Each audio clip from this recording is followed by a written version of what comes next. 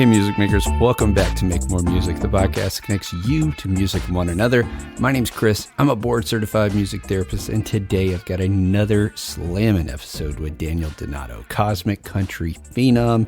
If you don't know who he is, he's like younger than me, absolutely shred-tastic guitar player, great songwriter, awesome person. He's got his own podcast as well, and you should just know about him, even if you think that, something country related isn't up your alley. If WB Walker's episode didn't scare you away, then you definitely need to go check out Daniel Donato's stuff. Other than that, quick update. This week, tomorrow, on the MT Tech Nook, I'm going to be giving a chat on using guitar pedals and clinical applications in therapy, sponsored by Chase Bliss and Wampler Pedals.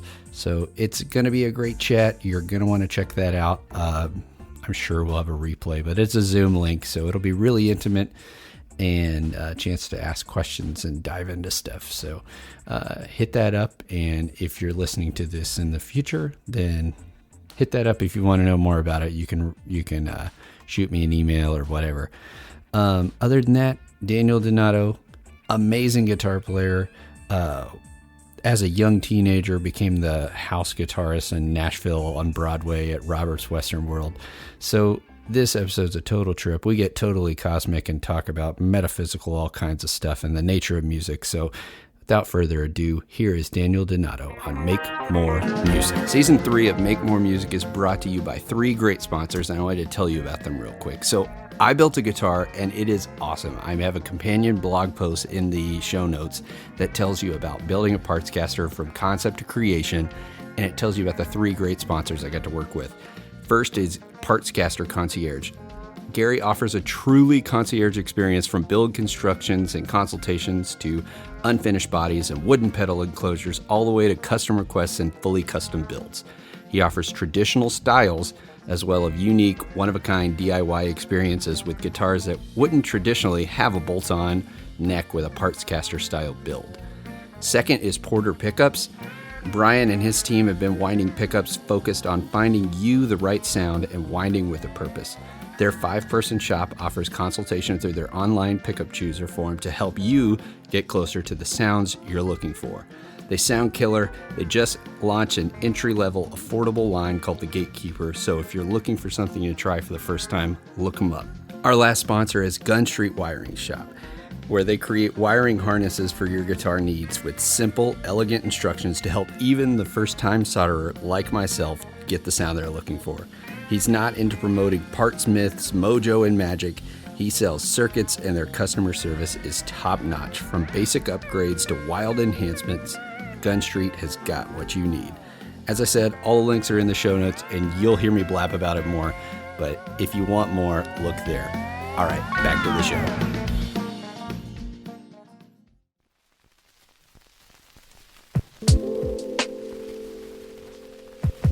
I love banter in the beginning of podcasts. When I do mine, I try to stealthily go as soon as we can. Because sometimes, just like music, it's the opposite. It's like the end of the song is when you play everything that you're not trying to do correctly.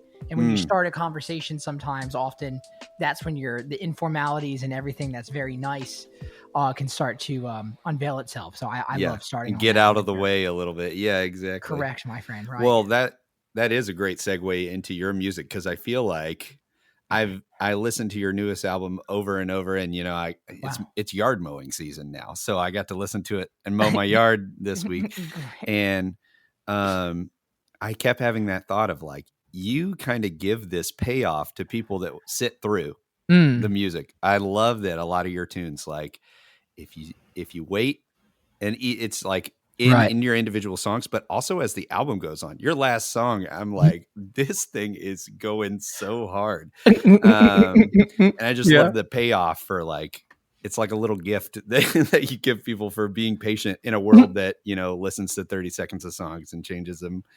I love it there. As a little bit of reward in that. Yeah. That's a very interesting take. I haven't thought of it in that light.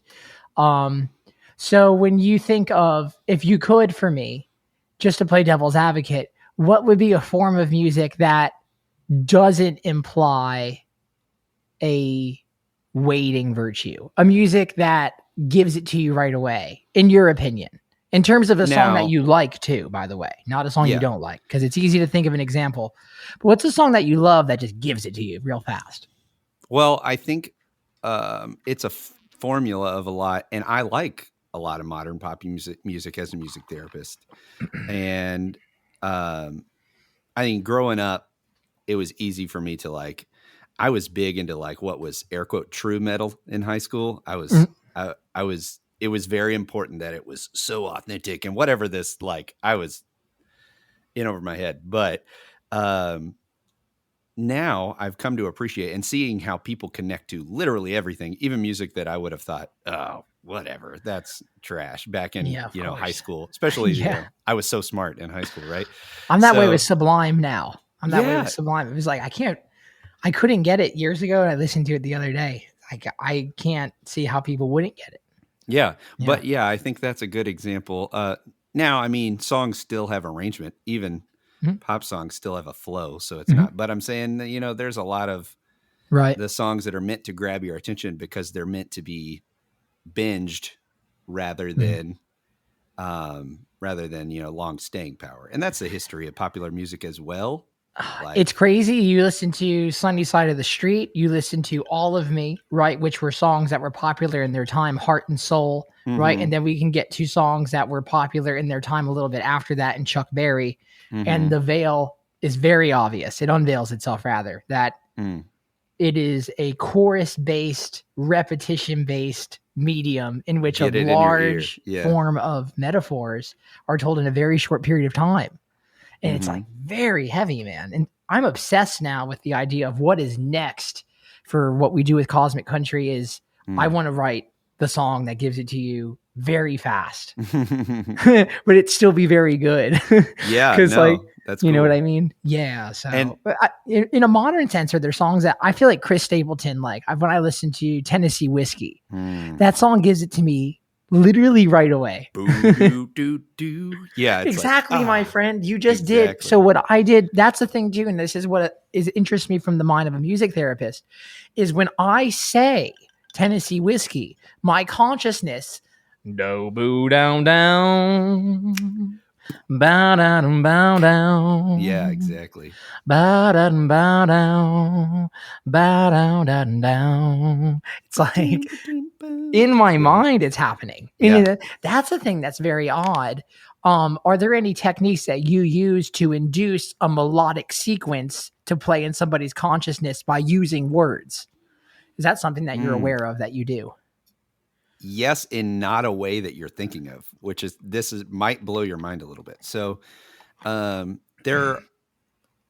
there are I don't know how much you know about like the history of psychology and psychotherapy and things like that, but Oh, there I'm a are moron. okay. I didn't know. I'm Well, so you're normal. you're I'm pretty so enlightened on normal. a lot of these No, transcendental topics, but I'm so normal. It's not even funny. so there's it's it's something that I think a layperson would go like, oh yeah, I'm going to therapy or whatever. And then you Mm. ask a therapist and they're going to argue about their philosophical orientation to, to whatever it is.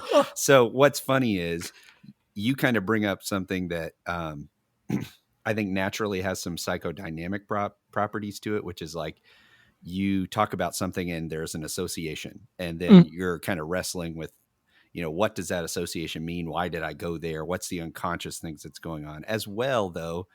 I'm also trained in what's called like neurologic music therapy, which would be Mhm. like Mhm. um, almost like the materialist view of like music. So we think about music and the way it functions specifically in the brain as well. So it's down to like The delta waves, etc., right? And alpha waves. down to like you know rhythm is processed in this center of the brain and Right. speech is processed on this. And if Right. someone has a stroke, you can retrain. Retrain speech through bypassing some of the circuitry that might not be talking to each other because basically brain systems have shut down, blood flow is shut down. So, um, using something, there's a couple of different techniques that come to mind. One is melodic intonation therapy, whereas you use, I've worked with people before, like an older gentleman, and we did like, I have to go to the bathroom, and we use like a melody that gets entrained in his head, so the melody becomes to associate, I have to go to the bathroom. And Right. he's trying to just explain his needs so that he doesn't sit there and have to soil himself or something. And he can tell, his loved one, like, hey, I need help. I have to go to the bathroom. And that I have to go to the bathroom melody gets linked with eventually to, I have to go to the bathroom. And he can say it again. We work on retraining. So it's everything Wow. from the psychodynamic end of like processing the subconscious to almost like, I think of the NMT stuff sometimes as like life hacks. It's like, we learned how the brain does this. Let's take advantage of it. It's basically like how it works. Yeah, like processing the subconscious, and this is not my podcast. Maybe you'll just have to come on mine because I have a lot of questions. I'm all down too. Yeah. Processing the subconscious. Now that sounds explorative and deep and fun. I have a feeling you have some questions that you want to ask me. Well, yeah, that sounds good. Well, I was just pumped because I think, I can't remember when I first heard about you, but right away I started like seeing all these Grateful Dead associations. And it was funny to me because I'm like, I'm pretty young. And I was like, this guy's actually younger than me and has this connection to Grateful Dead. I just turned 30 this year. Wow. So congratulations. That's great. When I think I've told people this on here before, but when I was 5 years old, Jerry died and it rocked my world. Right. And actually, serendipitously, we're talking on the anniversary. I looked at This Day in Music. I look at this thing. It's this website that I use when I go and work in memory care. I like to look at like what happened today in music history. And I use that to start conversations with these elderly folks with dementia and stuff. And on there today, 1990, it was either 5 or 6. The last of his ashes was scattered over, I think, the Golden Gate Bridge. Would have been 96 then. Yeah, he was still alive on this day in 5. Yeah, so it was today was the last day they scattered. They scattered some of his ashes over the Ganges, and then today was the last of it. I was like, oh, of course I'm talking to Daniel tonight. Like, of course we're going to talk about that. Why would that fact come across in my world? So, oh my gosh, that's so cosmic. That's so beautiful. When I was 5, he passed away. And I just remember my parents were super upset. It was the first time I processed grief in my life. And I looked at the sky, the radio, I guess it was a CD player or tape player. Touch of Grey was playing, and I saw the silver lining in the sky, and like just little 5-year-old me was crying in the back seat. So Paint by Number, Morning Sky. Rewind. I think our best estimate is I had been to about 50 Dead shows at that point in my life. Oh, get out of here, Chris. What are you talking about? You'd been to 50 by the age of 5. So your parents were huge into it. My God. At the time, they're kind of like, I don't know if reformed is the word, but they're, living somewhat regular lives compared to they have no choice now. The source was sent elsewhere. Exactly. Yeah. So totally. So I spent a lot of my childhood, my earliest memories are the Grateful Dead. So I'm just pumped. I have all these funny like memories of my mom being like, the first show we took you to, I think the doctor said, you can take him out in public. And they said, okay, let's go to a show. Wow. And then she was like, they played Dark Star that night, Chris. They played Dark Star. And I was like, okay, Mom, I'm like 7. I don't know what that means to me. But at 7, you're not, you don't understand the phenomena that goes on. So, yeah. And I think, just that connection with it. There were a couple of your tunes that I was just listening to. I was like, it sounds not like a Grateful Dead record, but it sounds like some of those memories and some of those bootleg tapes of like where the songs just grow. And they just kind of be. And I was like, I'm definitely sure Jerry's giving you a nod somewhere. So, my gosh, let's hop into it. We've already kind of got on some rabbit trails. So let's do some, we call them rapid fire, but I think I'm just going to call them icebreakers now. What's the last song you listened to today? Let me see. Now I could use my ego. Family Tradition, Hank Williams Jr. Okay. Love Hank Jr. I think Hank Jr. is there's something otherworldly about Hank Williams Jr. The power that man has. One of my favorite steel riffs is Whiskey Bent and Hellbound. Mike Daly. Yeah, dude. That was one of the first steel guitar players I ever got to play with was Mike Daly. Wow. Yes. That's a yes, trip. indeed. And he was extremely kind to me. I remember always loving to get to play with him because he was a particularly charismatic musician on stage. When I'd be taking a solo in the key of A, and every now and then from stage right. So everyone in the audience, Mike would be to their left. Mm-hmm. He would be to my right because he's sitting. So he's on the far side of the stage. A pedal steel. It's like a 12-string guitar, so you have to sit and you play it horizontally. You lay it across your lap almost, right? And Mike would just shout. He'd be like, "That's the power." He would say these very nice things to me. And I just saw Mike the other day, and he's doing just fine. He still has long hair. He still wears Levi 501s. And he loves his life. He loves playing music. So, yeah, man, that's an amazing song, though. One of your favorite steel songs. Absolutely. That's so good. Mm-hmm. Yeah. That was one of the first, molehills I climbed over on the steel. I still feel like I'm stumbling over myself sometimes, but Jerry Garcia said it. You need a whole lifetime to attain. I don't know if he said mastery, because that word's hard to use now for me personally, just where I'm at. I don't know, but I think he said mastery. You need a whole lifetime to do that with the pedal steel. So it's an incredibly complex instrument, and it's a weird side of country because you think that this thing of country music has that it is simple, because it is at its core, but it's not fully simple. For as simple as it is, there are corners that you can find within the genre of country that are so complex you're calling it jazz, basically. And the pedal steel guitar is an amazing representation of that, because it was invented for the genre of country. It was invented rather recently. It was made in Nashville at Robert's Western World, which was at one point the Showbud Steel Guitar Factory, which is Shot Jackson. And I mean, Buddy Emmons, anyone who is wanting to find pretty much the Jimi Hendrix of pedal steel, would be Buddy Emmons. And within his life, he moved the instrument forward generations that are incomprehensible. Like it's almost like what Steve Vai, Jimi Hendrix, and let me think. Like Eddie Van Halen? Yeah. Like, not in terms of pop culture, because you want to remove that variable, because of course pedal steel is not as sexy as guitar.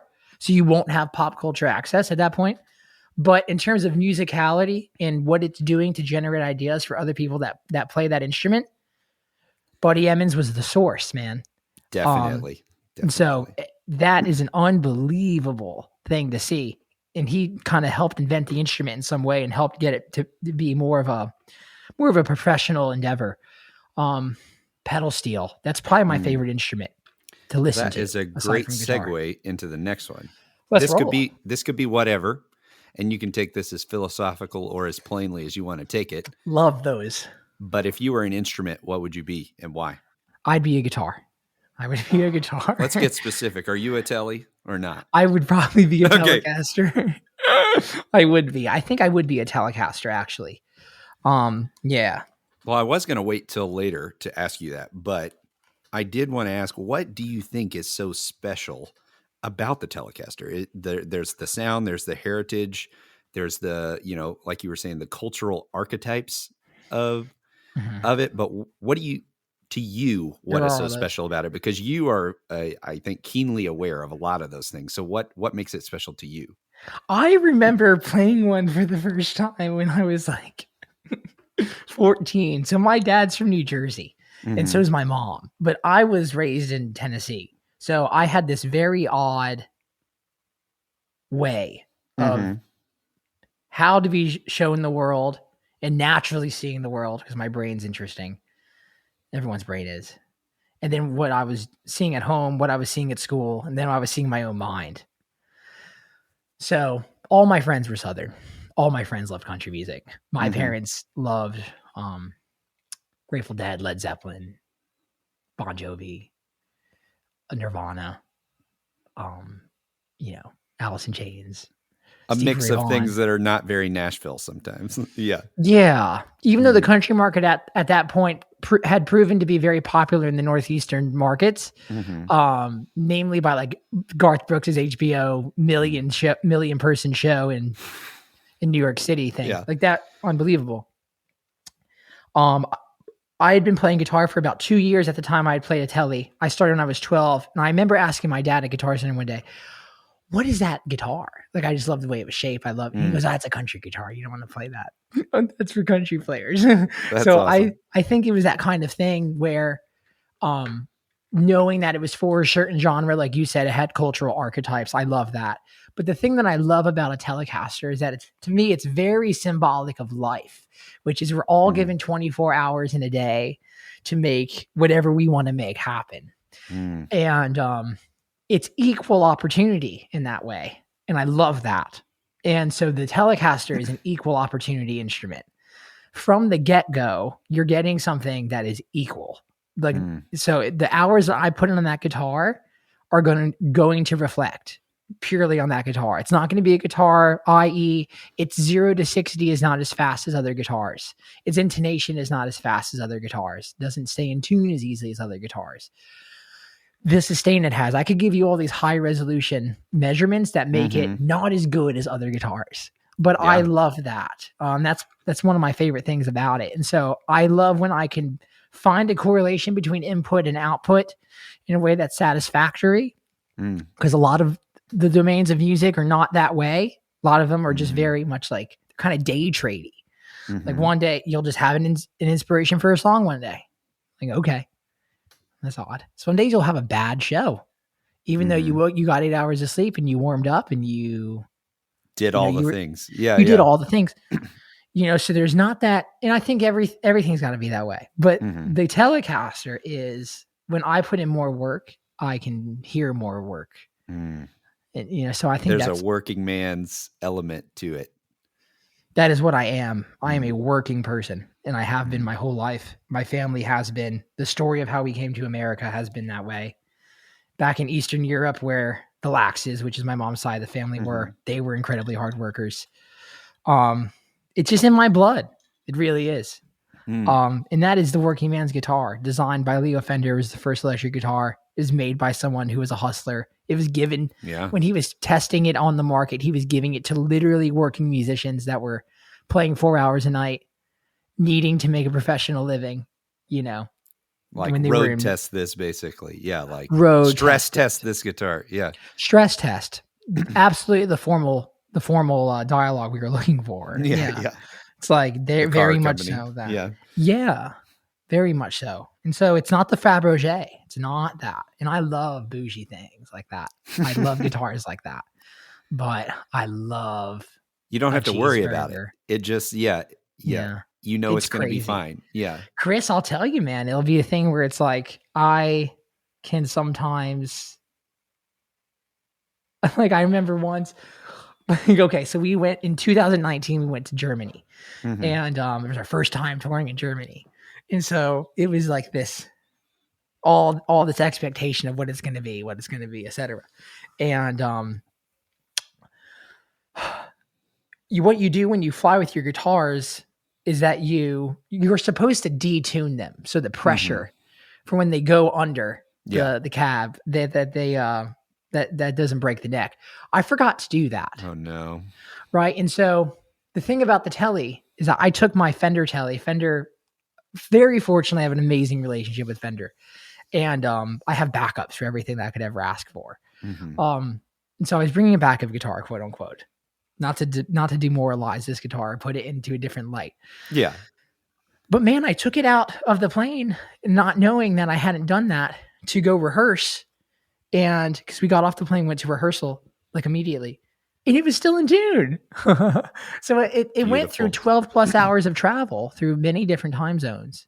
We're in GMT +1 now, I think, is what Germany is. Let's get to work. Yeah, let's get to work, sir. Let's go. We're in the key of A, 440. Let's roll.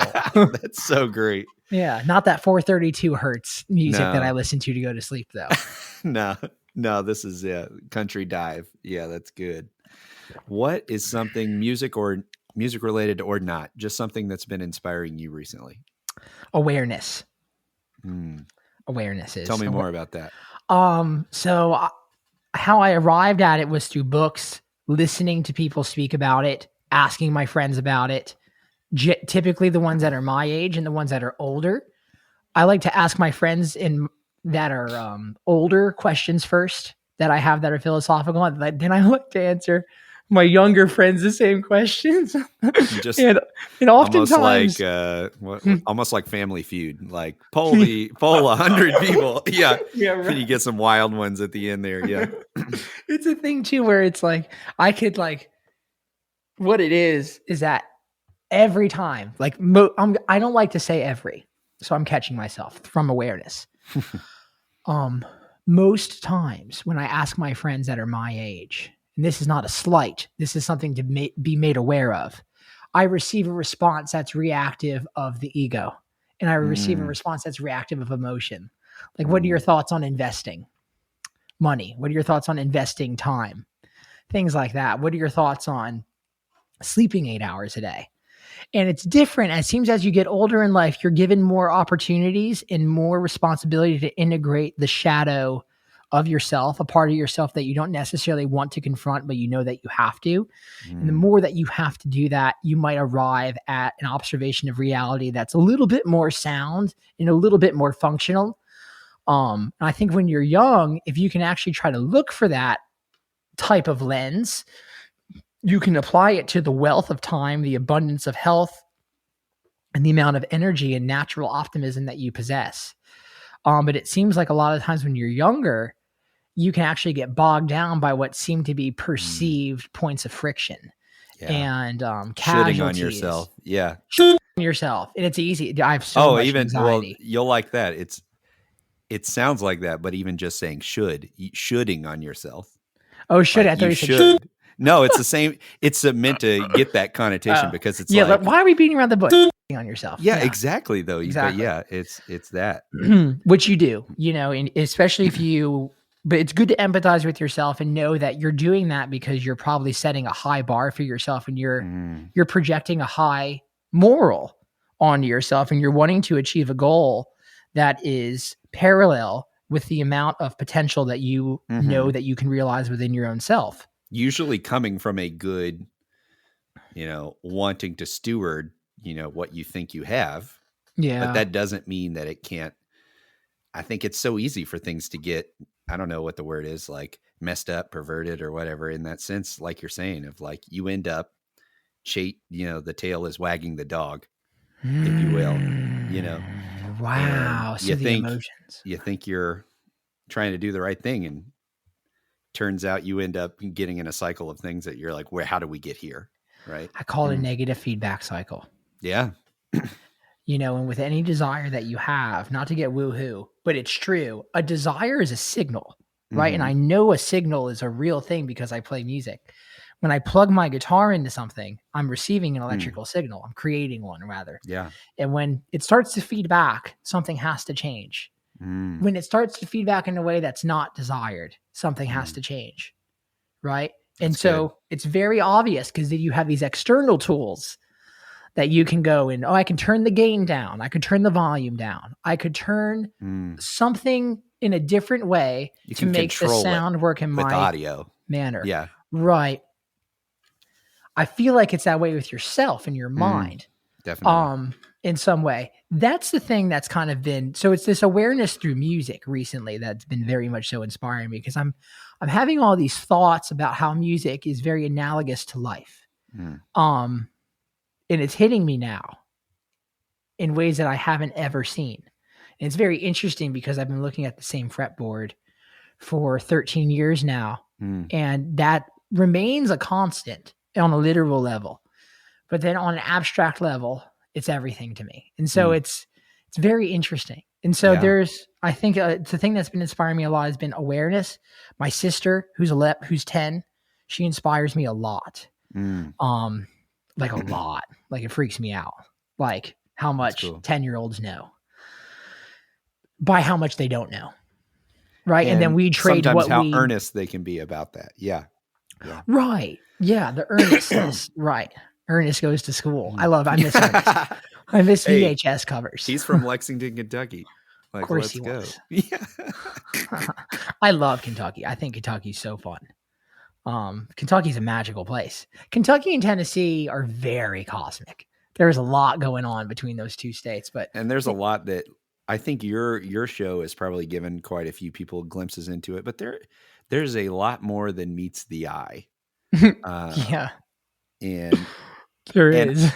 I think probably it's like we can talk about those kind of things and tell people about those things, but they almost have to figure it out for their own. They have to wonder, they have to discover the wonders of nature on their own. And it's the thing where it's like the podcast, the very result of a podcast is evidence enough. The fact that you press play on this, you're admitting that there's more than meets the eye. Or So else don't you're deny shutting it. it off right now. Like, Yeah, that's it. or we'll see you next time. That's So good. I'd say those things are inspiring me. Yeah. That's good. Turning 26 inspired me a little. Yeah. Good. Yeah. Good. Well, you just talked about this path towards increasing your awareness and how that path from music awareness to life awareness and how do they mingle together. So I'm wondering, what's a pro tip? What's a life hack? Or abandon those words and say, what's a way that you found helpful to increase like that awareness? What have I done to increase my awareness? Yeah. And what could somebody else do? Something replicable or a journey they could take?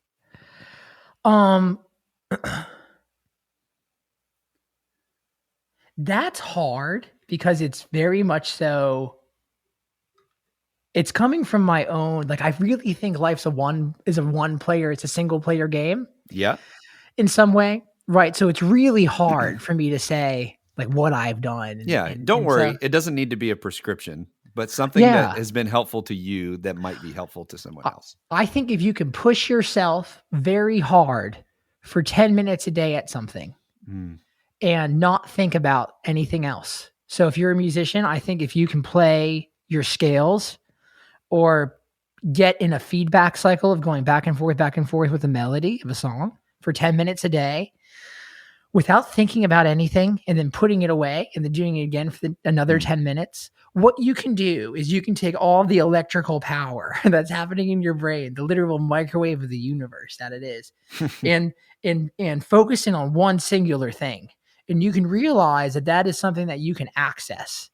And what we're doing on a regular basis is we're going from task to task to task, conversation to conversation that have all these expectations put to them, which are good because you want to have a career, you want to have a social life, you want to have achieved status, you want to bring value to your fan base, you want to create things, you want to be a person that's moving forward and is aware of that. Great.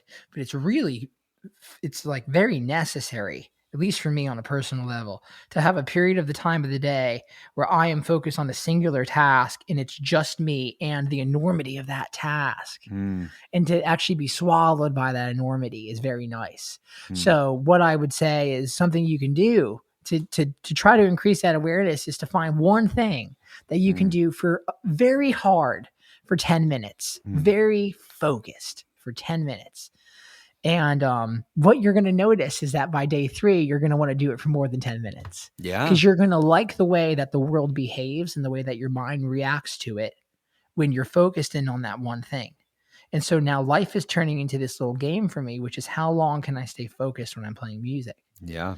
Because music, again, I think is like, I don't know, but I think it might be like the ultimate metaphor for life. And so when I'm playing music, it's like, how long can I play it when I'm be very focused out thinking about anything else, any other desire? Oh, that girl's pretty, right? Or, oh, I hope this makes me money, or I hope fans like this, or did I mess that up? Was my accuracy off? Because accuracy is a desire. Not all desires are bad. But how long can I be focused on just the act of doing something? That's where it's at. So I would say find something you can do really hard for 10 minutes and do it every day, and then force yourself to stop after 10. Have you read, you'll like it. Have you read Deep Work by Cal Newport? No, but I've listened to several Cal Newport. So the 4 hours on thing, right? Yeah, he's done several different books, and I I think one of the topics that he talks about is pretty interesting is how he he talks about deep work as this neutral thing. Like it's neither good nor bad. Oh, Like wow. it's what you do with it. But he's Wow. talking about like our culture as more and more people become busy and Yeah. task oriented. Yeah. He's like, it's just showing over, and this is a long period of time from going back to the 1800s and basically the Industrial Revolution is people that can engage in deep work regularly are going to be the most rewarded in a information culture, in an innovation culture. Somebody who can calm down the hurricane that's going on constantly to like Right. focus, even if Right. it's 10 minutes, right? I know. Like, because like, as you know, great strides are coming when you just tune that noise out for a few minutes. It's really weird. Wow. What a beautiful way to advance and forward that conversation, Chris. I mean, this is why I love podcasts, because it truly is consciousness on consciousness. It's really cool.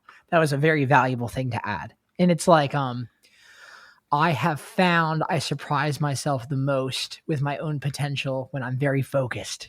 Yeah. And then something comes from it, and you're a conduit for the thing that you were focused on, right? The task that it was. And that's when things are amazing, cool. And it makes sense, right? So if you're in a society like ours, the people that can work the hardest, the most efficiently, are the people that are going to find the most success, of course. Yeah. And just like letting your mind have the space. Because for me, I was talking about this. I just had W.B. Walker. I don't know if you like any of his stuff, but I just had W.B. I'm not aware Walker. of W.B. Walker. What are the bullet points on him? He is a he would. started out as an internet radio guy, like early podcaster in like 2011, 2012. He started doing this country music, basically internet variety hour. And he has been at the forefront and now is like good friends with getting people like Tyler Childers and Coulter Wall, like being a part of their stuff. Does he have old soul radio show? Is that his thing? That's him. Yeah. I know. So when you say Coulter Wall, so he's the guy that's on Coulter Wall. Yeah. Oh, that's great. And Coulter just came on his show like a couple of weeks ago. So. Coulter Wall is freaky talented. Oof. Freaky talented. Love that stuff. He has a wildly strong connection to the source, whatever it is. Definitely. It's very interesting. I think it's interesting how he likes to ride and herd cattle and ride horses. Because I bet the way that he relates to that medium is how he relates to music. Because you wrangle music in a certain way.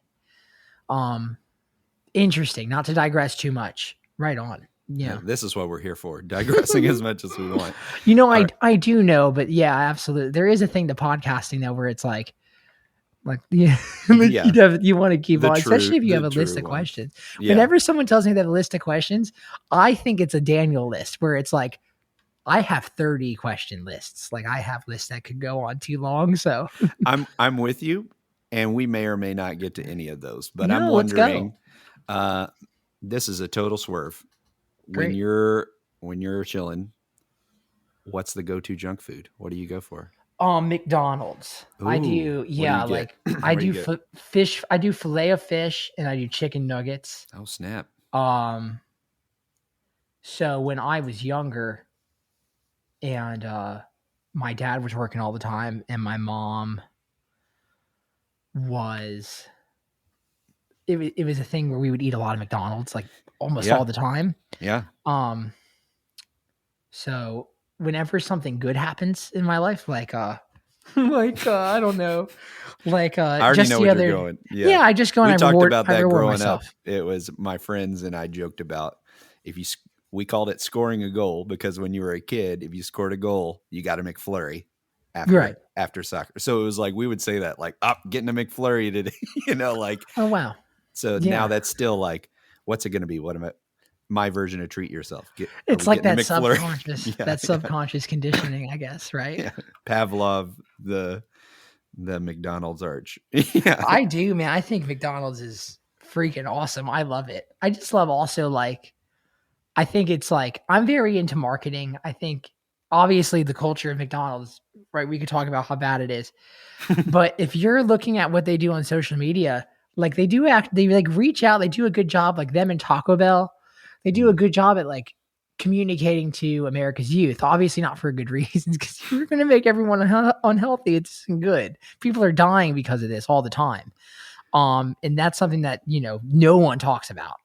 In regards to like like accessing information very easily from these fast food companies. If they were to tell you, just like when you go to Europe and you go to buy something, the European government, they put these unbelievably real images on top of nicotine products. They'll put a photo of lungs that are blackened from years of smoking on top of a pack of Marlboro Reds. Right? Our country doesn't really suppress those transactions. It actually kind of exploits them. Oh, definitely. Right. But I've always loved McDonald's. Short and sweet of it. All right. Lastly, doesn't matter who, but what's a person, a project, an organization, a company, somebody that you think is doing something cool that deserves a shout out? Oh my God. They don't have to worry about you picking favorites. Just the first one that hops on your mind that you want to say they're doing cool things. There's a lot. I think Fender Guitars is doing a really good job right now. Agreed. They face an interesting challenge because a lot of their demographic in America seems to probably want to lean towards legacy. Yet you need to lean towards innovation. And so on a global scale, consumers somebody needs to get Post Malone on a signature guitar is all I'm saying. Oh, well, I'm sure the transactions of emails have already happened. It's probably just his team doesn't want to do it yet. I just think of all the influencers, when I think about like modern, like big culture people, I was like, that is a person that needs to bridge a little bit of a gap between kind of those genres and connecting with music making. I mean, I'm just saying that because they got the Billie Eilish ukulele. Do you really? I don't know. I'm saying they've got that. They've got the Shawn Mendes guitar, like all these things. I'm like, it's like, if they can land that, that would be awesome. That would, I'm sure many people are barking up his door, but in my mind, I was like, I mean, because I think of all the teens that I've worked with and that like just connect with him as, his story of being like a kid that teachers told him like, you're not going to be worth anything. That's all my teachers told me. Yeah. And it's like, I think there's so many people that hear those negative messages. And so, but yeah, I think Fender's killing it. And especially when you look at across the street, if you will, it seems like some other big companies frequently are not killing it compared to them as well. Well, so that's my take on it. But I just, it's interesting. It's like, how do you actually create a brand like you do in 1949, 1950, 51, 52, and then still have it resonate in 2021 in very new and real ways. Yeah. Right. And then I think it comes down to this level of I hate settling for the woohoo. So, but I think it becomes a thing where it's like vibrational truth in some way. So imagine if there's like a radio, imagine if there's like a TV like channel that we're trying to find. Right. And you're doing the old school scan. You press the scan button. Right. I'm scanning through and I'm seeing this one works. This one doesn't work. This one works for me. Right. And so how many viewers are watching that channel at any given time? And so I think of these images and these archetypes that transcend decades that people still tune into that channel. And there's no bigger one to me in the world of guitar than the Fender Stratocaster. Like people who don't even play guitar, i.e. the emoji that Apple Yeah. uses for a guitar. When you tell It's a someone to candy draw an apple red. electric guitar. Yeah, yeah. They draw, right, and they draw a red guitar, which is Mhm. implicit of all kinds of symbolism of red, right? Something Mhm. that has great severity, something that has great singularity to it and can strike at any moment. There's a perceived danger, Mm. right? There's a perceived identity that's individual to the color of red, the Mm. scarlet letter, if you will. Yeah, yeah, Right. exactly. And so I don't know. I also like when things are like it's interesting, like Crocs, like the design of Crocs. Like you want to eat Crocs, like fidget spinners. Like Yeah. you want to eat those. Ah. Yeah, Yeah. like cats, like and things like there's these cute things. Strat is kind of like that. It's like a very sexy guitar, and so like they got it right very early on, and so Mm. it's cool to see that still be lucrative, to still be bringing value, and to still be being reimagined in what is a completely different world, it seems, in 2021 from the 1954. Mm. So Most Fender's doing an definitely. amazing job. And the people that work there, my teams over there, Ben, Steven, Ed, everyone over there, it's absurd to be a kid who just worked really hard, who had Fender ads all over his wall, now being able to Mm. email them and talk to them about Instagram ads. And now we're getting, we're talking, they're sending guitars to us to try out for their new tour. And what do you think of these It's like, what colors? Right. world do And I it's like, live in right now? Yeah. you Yeah. live in the world that you create and interact with on a Mm. direct basis. Um, so really beautiful. I think Fender's actually doing a great job, man. Even down to their merchandise and the way that they actually take from cues from different companies and et cetera, like that. Chris, who works over in merchandise over there, I think they're doing a great job. I think on a smaller scale, the people here in Nashville, I think Robert's Western World Mm. is doing an amazing thing for country music. They're keeping their one venue that they own right now, like fully serviceable for people that don't want to just hear like Sweet Home Alabama or like Sweet Child of Mine or Yep. things like that. Like Wagon wheel over and over and stuff. Yeah. right. It's very interesting. Like I actually kind of like the song Wagon Wheel. I I don't know still why. love that song, Yeah, it is but interesting. how it's such a meme and such a bachelorette party Nashville thing. I don't know. Yeah, it's funny. So I don't know. I think Roberts it's interesting to be a live performing musician because what you see is that there's two degrees in which that you can be a live performing musician. At least there's one in which you don't leave your home base, and then there's Mhm. one in which you do leave your home base. And the ceiling of success is exponentially higher when you do go and leave your home base. But the initial dream of being a live performing musician was initially realized by performing locally for Mhm. everyone. For Mhm. me, that stage was Roberts Yep. here in Nashville. And there's something about, again, it not changing after all these years. I've been doing music now live for about 11 years, 12 years. Jeez. And it's crazy. Like there's hotels where there didn't used to be the hotels. There's Apple stores where there were not Apple stores Mhm. prior. There's bachelorettes where there were once There cowboys, are lots of bachelorettes in Nashville. right? And I'm all about that. I think that's cool. Like I think the tourism is good, and I think that Mhm. like if people are going to exploit land and they're going to build businesses and bars and that's fine. Like it's the city's going to do what it's going to do. You can't be mad Mm. at that. But for every bar there is, there's not a honky tonk. There's Mm. not that. There's not that. So there's really one honky tonk left in Nashville, which is Roberts. And so I think they're doing an amazing job at staying true to themselves, which is what I'm Mm. getting at here with this long-winded. It's good. Yeah, just staying true to yourself. I think that's the biggest thing. Well, we are like 45 minutes in, and I just Nice. want people to get a nice summary. I'll be giving them a little sweet little pep talk at the beginning, but A pep talk. Nice. what were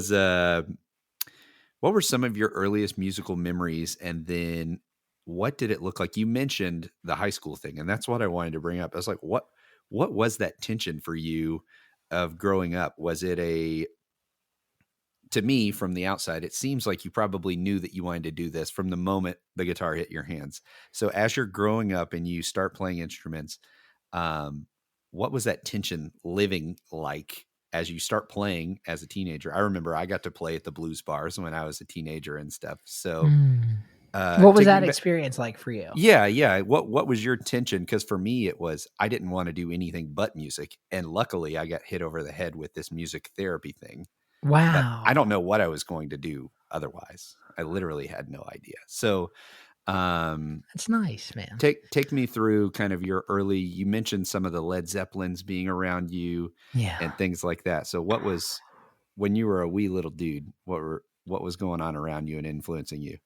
So before I played music, like before I was 12, like first things you're remembering, even like that was making an impact on you. I have some pretty traumatic childhood memories that probably wouldn't be Yeah. very valuable to share. But I have, I was made aware of a subconscious reality that I can't remember. When I was younger, my mom had me when she was 21 years old. And she grew up the oldest of 7 children. And so her parents got married when they were, 16, 19 years old. So she came from a world that was very interesting, right? Yeah. And so when she got out of the house, I can only just empathize with her. I bet the world was a lot. And so she ended up having me as a child. And so she was a child too. She was 21. When she was working 2 jobs to support me, she would let my uncle, who still to the really just at the age of 40 kind of started getting his shit together, but really never even never Our did. families are a lot more alike than I would have imagined. Well, yeah. I mean, the perceived order of families is fallible, to say the least, right? Yep. It's like, let's be real. Let's be very real. Yeah. Yeah. Because the more real you are, the more you realize that your problems that you have are relatable. And then also, oh, great. Like your family's dysfunctional. Welcome to the club. You're not cool. special. Yeah. Right. They put the fun in dysfunctional. Yeah. There you right. They put the fun in dysfunctional. And so a fun and dysfunctional yin and yang, again, manifesting before our very eyes, was my uncle who had one of the many girlfriends I guess he had. We lived right on the beach in Brigantine, New Jersey. It was like my mom was able to, I guess, get like $600 a month for rent. And so she's working this job. And so he would watch me and we would go sit on the beach. And I think he said he was like high on acid or something. Oh my and there's word. like this memory that he told me of him bringing a jukebox and just bringing like a box of cassettes. And there were all these Grateful Dead cassettes. And I was a wee lad. We're talking, months to 2 years old, listening to the Grateful Dead, dancing in the water, right? How dangerous and stupid is that? Of course. Let's talk about that. Fine. But then also, what a great opportunity. You know what I mean? So those are probably the earliest things. I get it much more than you might ever know. Good, man. I get that very deeply. Yeah. So the tension that's interesting that you grew up with this like nostalgia in the air, because it was weird for me. I don't know how you felt going through high school, but in high school I kind of pushed back against the I don't know. I went to, because after Grateful Dead it was Widespread Panic, and then it was, we did the Fish thing and the Dave Matthews thing, and it got to the point when I started playing guitar, I was like, I don't want any part of this. So I was like Iron Maiden, Judas Priest, and then heavier and heavier is death metal and black metal, and I went way down the rabbit hole. So Tricks on you, they're the same thing. It's like their music, right? But I'm in high school, and I think they're so different. Something we should also mention too is for everyone who doesn't know, like the podcast thing, there's probably a latency in our talking. So it might seem like we're being rude, although I'm probably pretty rude, but I don't want to be stepping over you at any given point, which is something I wanted to make clear for the listeners. We're both excited, so it's okay. So take me through then.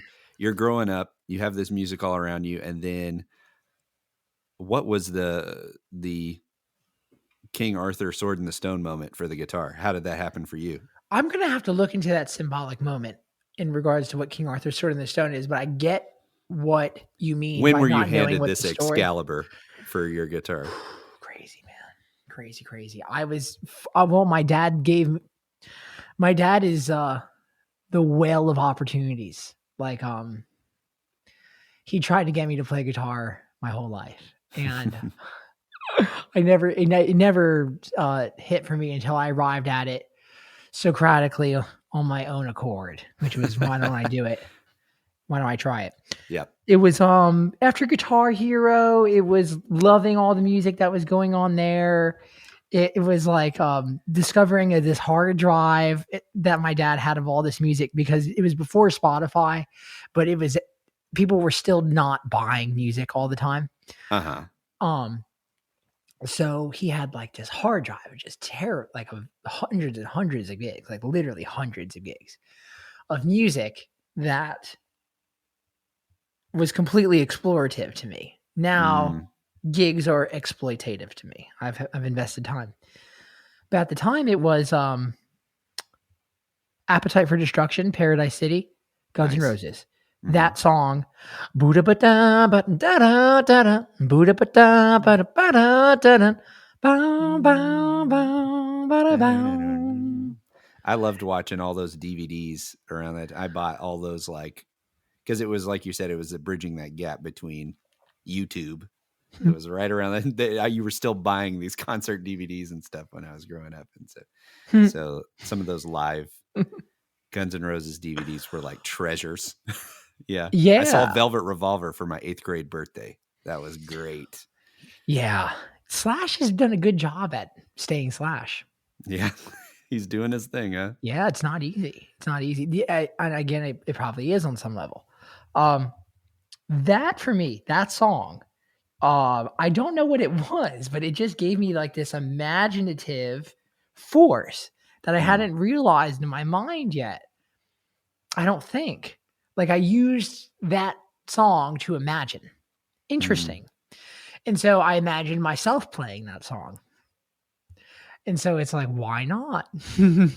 Because imagination, if it's strong enough, it leads to a call to action. And so if that call to action is seated in imagination, it's just fundamentally go do it. Like that. That is what the universe wants. Like, not to talk about the universe as if I understand any of what that is.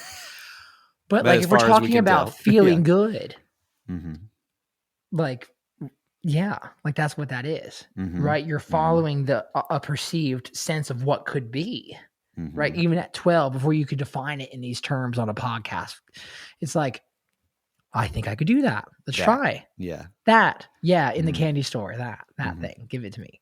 Nice. Very much so loved it. The second I loved being bad at guitar. I loved people telling me that's going to hurt my fingers, and that it did hurt my fingers. And it's like, you watch, I'm going to put in the time to where it does not hurt my fingers anymore. That's great. And that was a thing that was real for me. Like, it was this thing where guitar is so odd, because when you get focused on it, the plasticity of time makes itself very aware. I.e., when you listen to a song that's 2 minutes and 37 seconds, you don't really know that it's 2 minutes and 37 seconds. You're not aware of that. Yet when you're doing push-ups, right, or when you're doing something you don't want to do, you're very aware of time moving at the pace that it does. It's only been 32 seconds. Yeah, exactly. Correct, Chris, right? It's that kind of a thing. And so that was something that I loved. I became very aware of instantly. Where it's like, oh, the world feels different with this instrument in my hands. That's odd. So I think that was the call to moment for me. But it really wasn't that. It was really when I played on stage the first time, I'd have to say, was when I think I was, I want to phrase this correctly, when like I realized I wasn't going to stop doing this thing. Like, I wasn't going to stop doing it ever. Yeah. And that was, lightning that's hard. Struck. Yeah.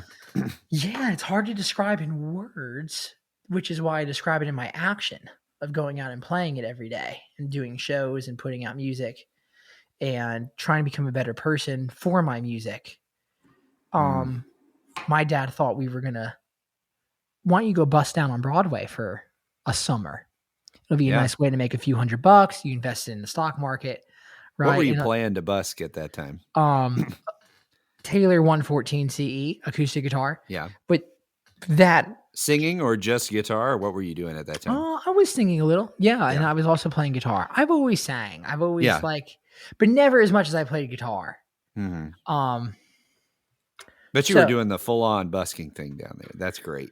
I was doing the full-on busking thing. I had one day that I did it in like early May. And it was this thing because in Tennessee here, like the school gets out like mid-May is when you're done. Mm-hmm.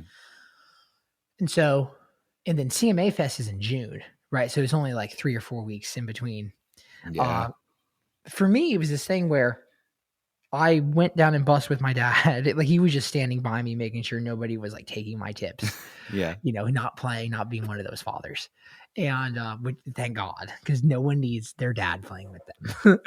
Even my friends' dads who are like very legendary, successful musicians, they don't want their dad playing with them either. So I think it's a cultural truth at this point. So what happened was we busked on the street for 8 hours. We made $0 because nobody could hear my guitar. And then we're walking back to the parking garage. And there's this band playing, the Jason Link Band. And there's a bass player named Rockin' Randy Hall, Vietnam veteran, ex-bodybuilder, Mr. Competitor for Mr. Universe, placed, Montana resident, Texas resident, band leader, extraordinaire. Tough as nails. Tough as nails. Yeah. Every tattoo has a story. And playing bass, of course. And he calls me from the street. He goes, "Hey, kid, come play some music with us." And I am very extroverted. I'm also very industrious in my personality. So I like when I see an opportunity that I could apply myself to, I try to make it happen. And at the time at 14, I thought I could be applicable to any opportunity. Of course, right? Of and course, so now at 26, I have a heightened vision, much more than I did at 14. Probably not heightened in the grand scheme of what it could be. Of what I am applicable to and what I'm not naturally applicable to. But at 14, I'm jumping in. So we go and play 2 songs on stage, and it changes my life. Changes my relationship with the guitar fundamentally within maybe would have been 20 minutes of time. Yeah. So that was the Excalibur Sword in the Stone moment for Daniel Donato. And you even had your Merlin. Your dad was watching your tips. Jesus I love Christ. It's unbelievable to see the metaphors. It freaks me out, man. My Merlin. So you have this career where you've done just like the workhorse gigs and the 4-hour cover gigs. And I think I'll probably link people to maybe like your Tone Mob episode if they want to know more about your backstory, right? Since we've already talked for a while. But so you've done that, you've done session work. And then at what point are you thinking like, was this always something that was in the back of your mind? Or at some point did you think I need to get my voice out there when you're going from all of these cover songs? And you're a lover of music. It's obvious of that. So I'm not saying that I think you felt any disdain for doing that, but when did you feel like your part had to come out? It's very friendly. There's no, this is my land now. Sure. It was you've got covers on your album and stuff like that. So it's healthy. It's healthy. I love covers. I think covers it's special. I mean, think about it. Some of my favorite songs by legendary artists are covers. I think about covers a lot.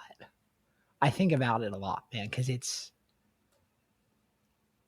I've had such an interesting time with music because I had this access to players that were just gold, gold stuff.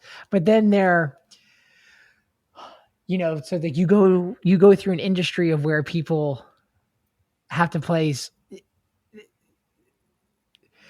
The thing with music is I think that there's the producer and there's the consumer. And you should decide where you rest on that. And then your goals will naturally align with that.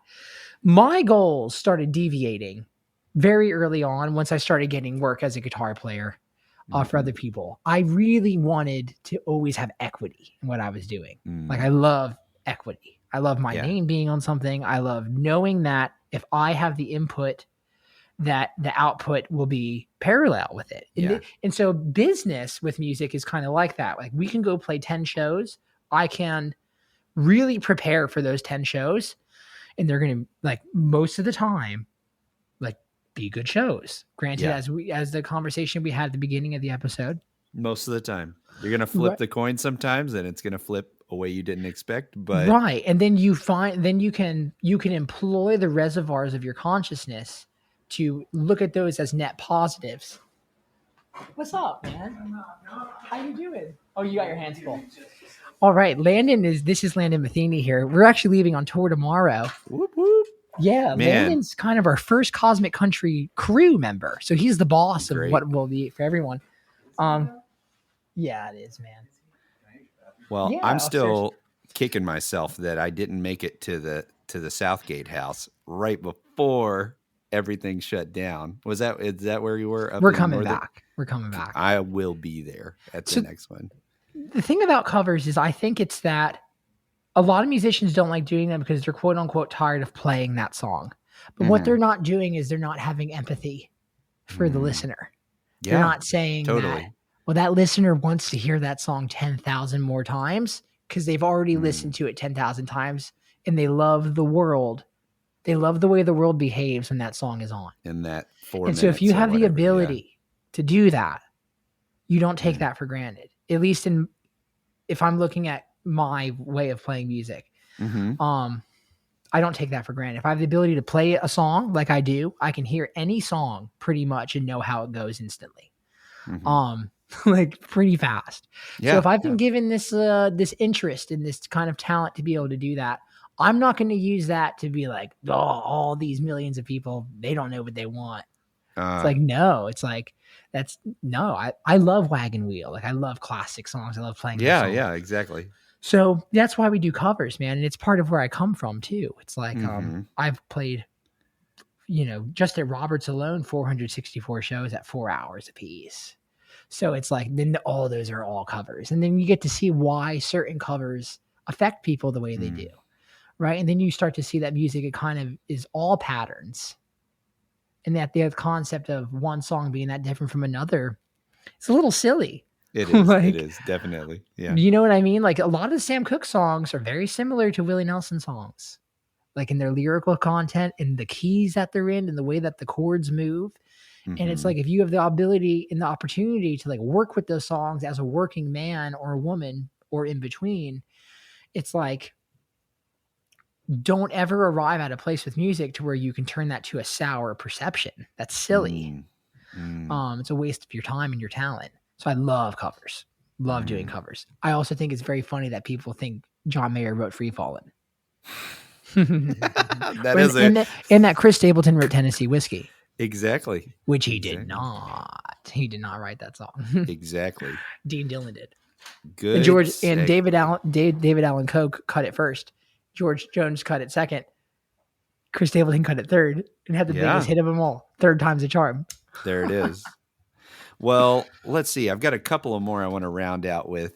I think it's obvious for anybody that's listened to all your stuff, and even if this is the first time they've heard you, you come across as calm, humble. We've talked about awareness, and we've talked about even just that whole last chat of how do I take what is important to these people and not have this ego-driven sense of what needs to happen, right? Empathetic.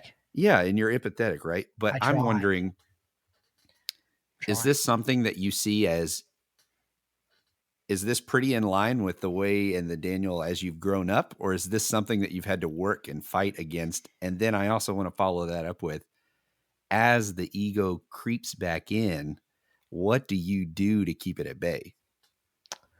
I don't look at growing up and fighting as two different things. I look at those as kind of the same thing. Yes. So I think it's a matter of, what are you fighting for? And then how constant can you use that? A lot of people say the iPhone is a distraction, but the iPhone is the most literal representation of who you are as a person.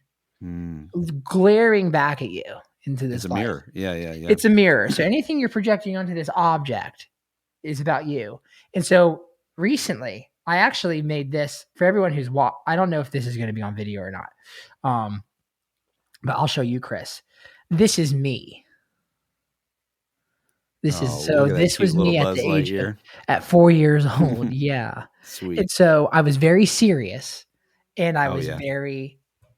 I was very in love with Buzz Lightyear to infinity and beyond. He was my favorite guy because he wanted to go where no one else was going. And that's so cool. And I've learned that, of course, a career in music there's obviously a lot of predictable pathways. Like, oh, you want to sell at the Ryman, or you want to sell these many tickets. You want to write this kind of a song. Like, people have done this before. But it's that kind of promise that you keep to yourself that you find when you're younger. Like, what is that potential that I could reach for? What is that shelf? So I think, if whatever you have to fight for, it's worth fighting for, and it's a cliche. And so if anything, if you find yourself talking and listening to the podcast where there's cliches happening, it's probably because truth resonates in cliche forms. It's not bad if it's a cliche. It's good. The biggest cliche of them all is the major scale.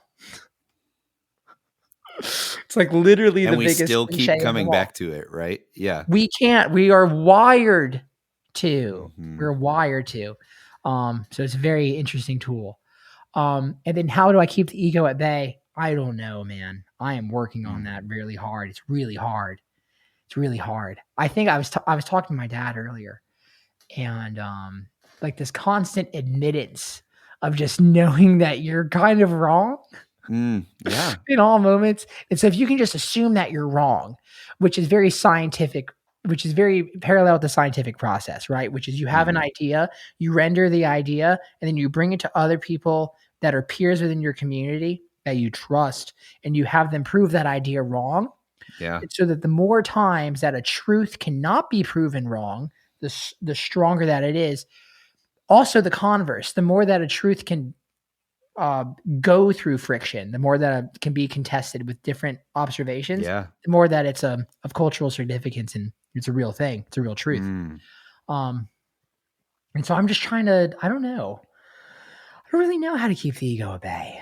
I'm just trying to make that part of my mission and be aware of it with every interaction that I have with other people, every interaction that I have with a musical situation. And then whenever I'm talking to myself, which is all the time, I'm just trying to keep the ego at bay. So I'm trying to be aware of when I'm acting out of ego. So it's hard. I'm still working on it. It's a moment by moment thing. Yeah, that's it's not even a day by day. It's a moment by flashing moment. Yeah, yes. Even the words day by day. It's like what we mean is moment by moment. Exactly. Yeah, exactly. Yeah. So between the spots when I close my eyes for a little while. Yeah, exactly. It's interesting. In the old, I think it's the Old Testament where it's like they say that God, something about God existing in between the space between the words. And when I heard that, I grew up not religious at all. Like my parents, and there was none of that really in our house. They didn't deny it. They were just never like, you have to go to church. You have to believe this or you're going to hell. Yeah. Which proved to be valuable for me. Maybe not for other people, but just for my particular mind. And then I listened to BB King talk about space in between the notes. And it's like, those and then you're talking about those moments in between. And so I think there's a lot that can happen in these moments in between our thoughts or these moments in between words or these moments in between notes where a lot that is happening. And so I'm just trying to really be aware of whatever that is whenever things are happening. So again, I guess just try to play more music too. That also helps me keep my ego at bay. Good. Well, kind of my last, we'll call this the last one for now.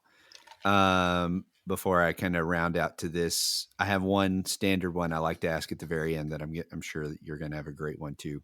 But I want to bring in my friend's question with one I had prepared, and that's, I feel like your music, your songwriting is so attuned to something that I know is important, and I know that you've probably heard that this is important from a lot of people, but it serves the song. As someone like you, I could watch you play on Instagram and just like go bananas and like watch some cool technical prowess. When I sit down and listen to your songs too, I hear something that is not overplayed, and then I hear parts when Yeah. when it does cut loose, when everybody's going good, I hear something that sounds like, I mean, like if that wasn't all tracked What? all together at the same time, it sure sounds like it, because there's a Oh no. rawness to it and things like Yeah. that. And so I'm wondering, how do you, what's your songwriting process, and how do you think of that, and how do you remain sensitive to, serving the song really is the whole point of it, right? I think serving the song's a big thing, right? And what those words mean should be reflective of what you do with your actions. At least if for the way that I'll answer this question. Um, my songwriting process has evolved since I first started writing songs. I really just try to find a song that I like, learn it, and write a song like it. Mm, Which a simple enough. lot of Simple enough. players don't do. Right? We could watch John Mayer live at the Beacon Theater in 2010, and he's like, "Don't ever write a song with another song in mind." Right? And then again, his songs have been much more successful than mine, and so it's hard to say. It's hard to say, but the songwriting process for me right now is I try to find a song that I love. I learn that song on a music level, right? And so what that means for me is I learn the numbers behind it. I understand where the melody sits. I understand where the chords are going. I understand the tempo, what kind of beat it is, what are the sounds that I'm hearing, and what instruments make those sounds. So if you were to like, if your song were to have been broken and you needed a plumber, I'm your first call. Yeah, exactly. And so I can understand, because I understand like what is going on a Yeah. technical level. But then I try to like get into like the world of the song, which is the abstract. And so the abstract is where I'm finding a lot of fun with music right now. Because the music exists on both non-creative and creative planes simultaneously. In which there's no one world, there's no one side in which you need to be good at one in order to find success, which kind of sucks. Because it's like it's not like a sales job where it's like the more songs you write, the better you're going to be. But then there's a lot of songwriters that say that. But then there's people that write 5 songs and all of those songs are hit songs. So my process is I find a song that I like, I learn the song on an abstract and non-abstract level, and then I try to write a song that's like that song. That's so good. that's what we're doing right now. And then we just wrapped up 8 songs, none of which are ready yet for listening, but they will be soon. And then always writing songs. I think you're always writing songs if you're a person who writes songs too. Yep. I think that's kind of part of the process. Good deal. Well, I just want you to take this wherever you want to take it, but why do you think it's important that people make more music? Well, I don't know if I would say that to everybody. So I would say to the people that feel the need to make more music, you should make more music in an honest way, because music can be whatever you want it to be. So if you're using music as a genuine means of self-discovery, odds are you're probably never going to know yourself too well. So the more hours that you put into it, the more you'll find. And if you're using music as not a means of self-discovery and you're trying to achieve some sort of external reward with it, do that. Make more music and do that. Maybe you'll find success in a career that way. Maybe you'll find people that you end up working with 5 years down the line in a project that isn't tied directly to music, and that becomes part of your professional life. And then your life goes on and you're a happy person. Music is different for everybody that interacts with it, man. It's not, it's like, and you know this, like it doesn't make sense. It's a break in the reality. It doesn't make sense why we care about it so much. Exactly. That's the part that blows my mind every day. There's never been a culture I don't know about North Korea with music. That's the thing I'm very interested about. But I'm talking about, aside from that one odd one, there's probably no culture on this planet that has existed that didn't have within its overall encompassing moral structure music high up on that priority list. Mm-hmm. Music was always there, and it's interesting. And so, and the more that you work with music, the more you realize that you don't really matter. The music matters. So And true. so I guess everyone should interact with music more. So if true. you're a person who produces it, then produce it. If you're a person who consumes it, then consume it. That's good. Yeah. That's that's part of the way that I conceptualize, and also how we train students and things, is to think of it as like not I am a music therapist. There is person A, person B, or group B, and music, and we're all just coming together and having this collision in this moment for whatever, sometimes it's very concrete, the things we're working on, and sometimes it's building community, healing old So wounds. when you say they're concrete, you're trying like we were saying, like increasing speech production in a teenager who has autism or something like that. Sure. So something, specific, and that might be something that a family member is requesting. A doctor has put in an order that says this person needs pain management and anxiety before surgery. So sometimes it's those kind of things, and sometimes it's, I did a session today. The foster care community is really important to me and my family, and we did a session today, which you'll think is super cool. I brought my electric, I brought my amp, my pedal board, and I took Anxiety by Jason Isbell with a bunch of teen boys that live in a group foster care home. And I just turned it up. I turned on the fuzz, and we went to town, and they had a bunch of drums and instruments, and we picked out why, it doesn't have to be anxiety, but what's that word that if you could sit it in a chair and talk to it, just like Jason Isbell did, what would you say to it? So we had failure come up, we had pain come up, depression, anxiety. So wait, you had failure, pain, depression and anxiety. Those are all the words that were chosen today. All inevitable segments of existence. Mm-hmm. Yeah. And then just, and then being a teenager who feels, on some scale, degree of worthless, right? Sure. They're reckoning with that every day. Yeah. Having music to be a safe container, a safe space to explore those thoughts that isn't so high stakes too, right? Music is a world in that it really is, in the sense where all of the ideals that are of you loving yourself and are of you seeing the potential for yourself fulfilled, music is agreeable with those. Mm-hmm. You know what I mean? And so, man, that is a beautiful thing. It's unbelievable. We can use, there is a huge daddy long leg spider, and I'm not going to kill it. Because why would I kill it? I really want to, though. I really want to kill. I hate spiders. I want them to die. Me too. I hope people don't hate me for that, but I freaking hate them. We're just wired in our nervous system to hate them, because at one point we would have been killed by them. And daddy long legs are the most poisonous spider. Their mouths are just too small to kill you.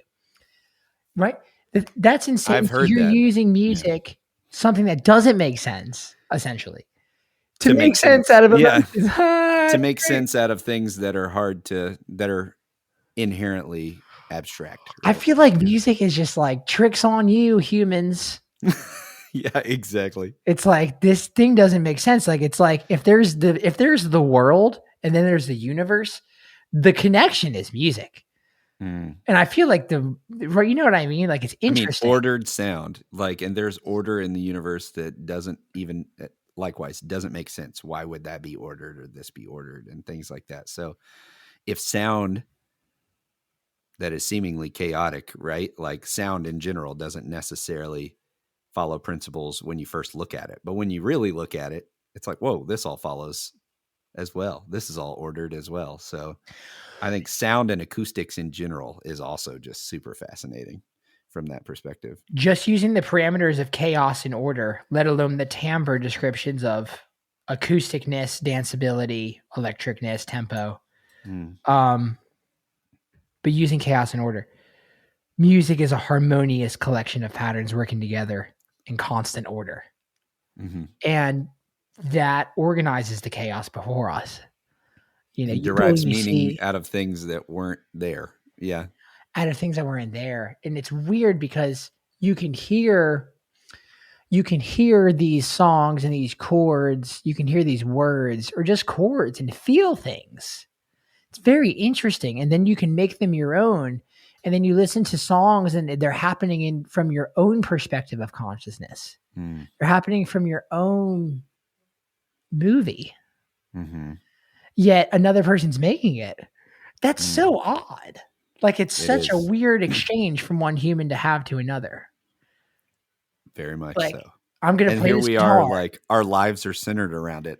Isn't that so wild too? I think it's the wildest thing ever. That's why I think it's just important to not f around with it and to like really realize that it's like, it's a serious thing. Like music's a very serious thing, but then it's also not a serious thing. And so I dedicate my life to it, man. Up until the day I die, this is what I do is I play music and everything I do is for it. And trying to become a better person is for music, and for my family and the people around me. But it's all reflective within the music. Like it truly is life. And so I guess I was 14 when I realized that Merlin, Excalibur sword. You'll have to go watch the old Disney one. Disney. Yeah, that's another amazing thing too.